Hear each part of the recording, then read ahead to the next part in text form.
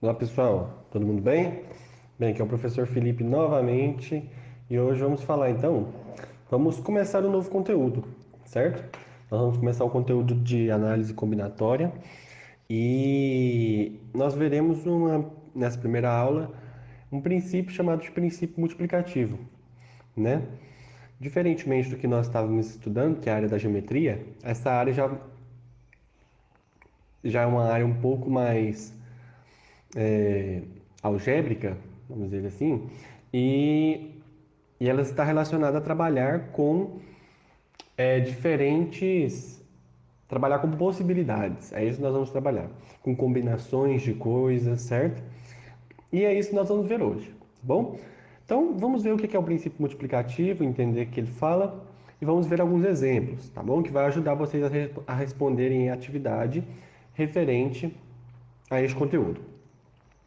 Então, bem, então o que é o princípio multiplicativo? Né? Aqui nós temos que o princípio multiplicativo de onde que ele surge, qual que é a ideia dele. Então, olha só. Então, as técnicas, as operações de adição, né, e multiplicação são exemplos de técnicas matemáticas utilizadas também para a determinação de uma quantidade. Ou seja, eu quero determinar uma quantia, por exemplo, eu posso somar uma quantia final, eu posso somar duas quantias iniciais, por exemplo. Então, é uma ideia, né, de determinar uma quantidade. Então, a adição reúne ou junta duas ou mais quantidades conhecidas, e a segunda, a multiplicação, é normalmente apreendida como uma forma eficaz de substituir adições de parcelas iguais. Ou seja, quando eu quero somar coisas iguais, eu posso multiplicar. Tudo bem? Bem, além disso, a multiplicação também é base, né, de um raciocínio muito importante em matemática, chamado princípio multiplicativo, que é o que nós vamos estudar. O princípio multiplicativo constitui ferramenta básica para resolver problemas de contagem, sem que seja necessário enumerar seus elementos. Como assim, sem que seja necessário enumerar seus elementos? É nesse sentido de enumerar, de conseguir contar os elementos, certo? Eu falo de colocar uma ordem neles, isso não tem necessidade. Vocês verão que os exemplos ficarão mais fáceis de entender, tá bom? Então, é isso que eu quero que vocês entendam. Então, o princípio multiplicativo nada mais é do que uma maneira da gente contar coisas, certo? Que tipo de coisas são essas? Vocês verão que normalmente é combinação de coisas. Nós vamos ver como combinar coisas. Quantas maneiras diferentes eu posso combinar determinadas coisas. É isso que o princípio multiplicativo vai estudar. Então, olha só, nosso primeiro exemplo aí, o exemplo um, fala o seguinte: ó, Maria vai sair com suas amigas e, para escolher a roupa que usará, separou duas saias e três blusas. E aí, né, de quantos modos distintos Maria poderá se vestir, né? Com essas duas saias e essas três blusas.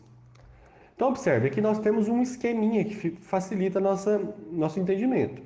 Então aqui, nesse eixo horizontal aqui, né, vamos dizer assim, nós temos as blusas, então ela tem a primeira blusa, a segunda blusa e a terceira blusa.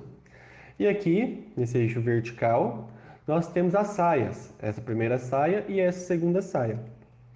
E aqui, ó, observe o seguinte, que ela pode usar a primeira blusa com a primeira saia, pode usar a segunda blusa com a primeira saia, perdão, e pode usar a terceira blusa com a primeira saia. Além disso, ela pode usar também primeira blusa com a segunda blusa com a segunda saia e terceira blusa com a terceira saia. Assim, quantas possibilidades, quantos modos distintos ela poderá se vestir? Observe que são seis aqui nessa nossa representação. Tudo bem? Mas observe que também o número de possibilidades é dado por quê? Por você multiplicar os números aqui, ó. 3 vezes 2.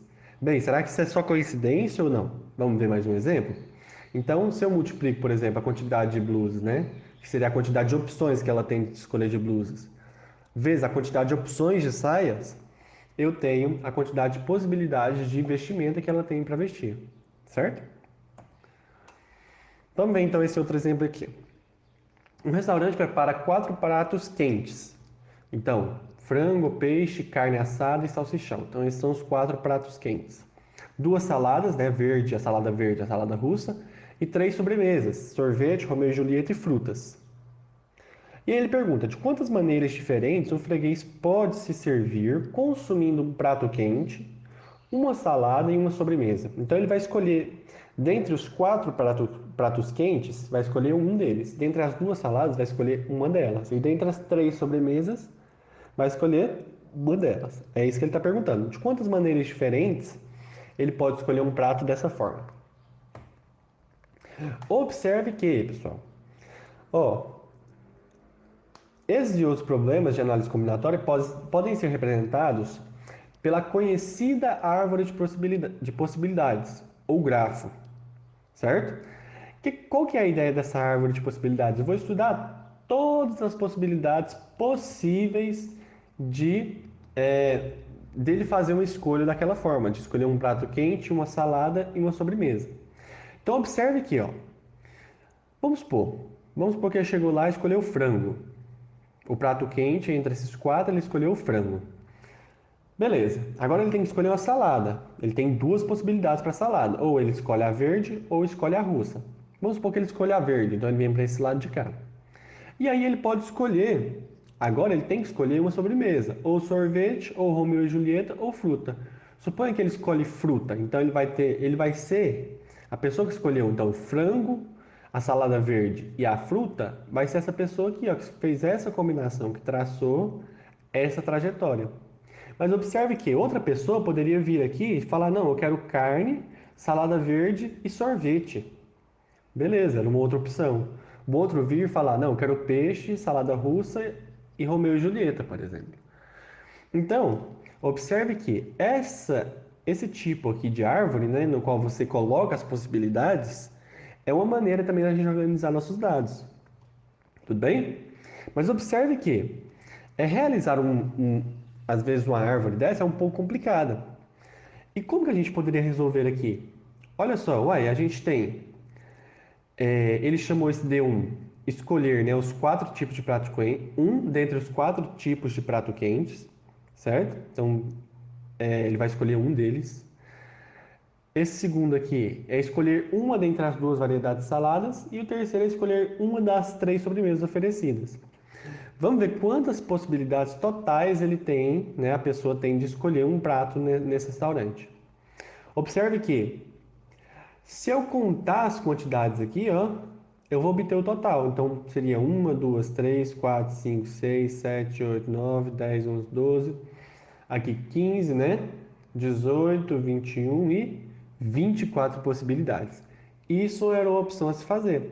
Mas observe que, se eu pego a quantidade de pratos quentes, são 4, multiplico pela quantidade de saladas, de variedades de saladas, que são 2, e multiplico pela quantidade de sobremesas, que são 3, também me fornece 24 maneiras de tomar as decisões. Beleza? Então, quantas opções de cardápio possui? 24 opções de cardápio. Belezinha? Qualquer dúvida, pausa o vídeo aí, volta um pouquinho na explicação, tenta entender, beleza? Se ficar dúvida, me manda mensagem, entra no EO, tudo bem? O EO está sendo muito bacana, espero que vocês continuem entrando. Então, olha só, o exemplo 3. Quantos números de 3 algarismos distintos existem? Bem, então olha só, um número de 3 algarismos, né, formado por centena, dezena e unidade, é formado por 3 ordens. Vamos ver aqui, ó. Como o algarismo da ordem das centenas não pode ser zero, temos então 3 decisões. Por que o algarismo das centenas não pode ser zero? Porque pense comigo, o número, por exemplo, 0,21. 0,21, qual o número que é esse? É o número 21 apenas, não é? Então esse algarismo zero lá, quando o algarismo zero está na casa das centenas, ele não faz papel, né? Ele não tem valor lá. Então é como se o número fosse de quantos algarismos? 2. Então esses casos a gente tem que retirar. Tudo bem? Então, qual que é a ideia aqui? Vamos escolher então, vamos tomar decisões para a casa das centenas, para a casa das dezenas e para a casa das unidades. Então, quantas possibilidades eu posso escolher, né, um algarismo da centena? Observe que quantos algarismos nós temos no nosso sistema? São 10, não são? Do 0 ao 9. Então, 0, 1, 2, 3, 4, 5, 6, 7, 8, 9. Então, são 10 algarismos que temos. Mas observe que na centena, nosso algarismo pode ser 0? Não. Então, quantas possibilidades nós temos? Se não pode ser 0, pode ser o restante dos outros 9, das outras 9 opções, de 1 a 9. Então, na centena temos quantas opções? 9 opções. Vamos escolher agora o da dezena. Observe que os algarismos têm que ser distintos, ou seja, o número que foi utilizado aqui na centena não pode ser utilizado na dezena. Então, se eu tinha 10 possibilidades, eu já vou ter 9. Tudo bem? Se eu tinha 10 algarismos possíveis, incluindo o 0, né? Agora eu só tenho 9. Observe, nessa casa da dezena, eu posso ter o número 0? Posso. Por exemplo, o número 201 é um número de 3 algarismos distintos, não é? Então, tudo bem ter o 0 na casa das dezenas. Então, na casa da dezena, quantas opções eu tenho? 9. E por fim, na unidade, quantas opções eu vou ter? Vou ter 8. Por quê? Porque eu não posso utilizar o algarismo que foi utilizado na centena e não posso utilizar o algarismo que foi utilizado na dezena. Então, se eram 10 algarismos, eu tiro 2, sobra 8 opções. E como que faz para encontrar esse número total de números distintos, né? O que eu faço com esses números? Eu multiplico eles, olha só. É como se fosse a quantidade de possibilidades da centena, vezes a quantidade de possibilidades da dezena, vezes a quantidade de possibilidades da unidade. Então, se eu faço 9 vezes 9 vezes 8, 648 números. Beleza? Bem, pessoal, eu acho que era isso que eu queria trazer para vocês. E espero ter contemplado aí. Eu acho que já vai dar uma grande ajuda para vocês para resolver os exercícios. Tá bom? Qual que é a ideia então dessa aula que nós tivemos? Vocês têm que tentar analisar agora as possibilidades de colocar, né? Ou de escolher determinadas coisas. Tudo bem? Igual nós vimos aí dos números. Poxa, mas na casa das dezenas, quantos algarismos eu poderia colocar? Quais algarismos eu poderia colocar? Né? Por exemplo, com relação às roupas lá da Maria, né? Do nosso problema. De quantos modos ela poderia combinar aquelas roupas? Então a gente tem que começar agora a pensar nessas possibilidades.